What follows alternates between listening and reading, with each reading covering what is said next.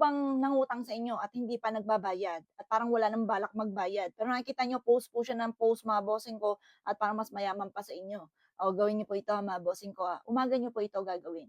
Kumuha ka ng isang malinis sa papel at isulat ang pangalan ng tao na may umutang po sa inyo. Tunay na pangalan at ipelyido.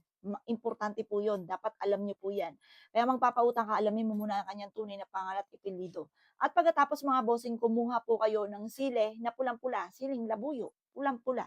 At balutin niyo po ito mga bossing. At pagkatapos, sunugin niyo po ito na nakaharap ka sa liwanag ng sinag ng araw. Mababalisa po yan. Magbabayad po yan sa inyo mga bossing. O paano mga bossing? Good luck po sa inyo po lahat. Huwag niyo po yan pagsasabi kahit kanino. Kasi once may nakalam po niyan, lalo na yung taong nangutang sa inyo, kukontrahin po yan, lalo't may alam din po yan. Kaya kailangan siplak ang bibig. Huwag niyo po yung pagaganahin yung kasabihan po sa inyo na ng agos ng tubig sa ilog ay kayang pigilan, pero ang ating bibig, hindi. Ganyan din ako, madaldal din po ako. Kaya mas maigi pa pag may nagsasabi sa akin, ayoko sabihin sa'yo, huwag mo na nga sabihin. Kasi masasabi ko rin yan, ako na mismo nagsasabi sa'yo, may kukwento ko rin yan sa iba. Kaya mas mainam, huwag na mga bossing. O siya mga bossing, good luck po sa inyo po lahat.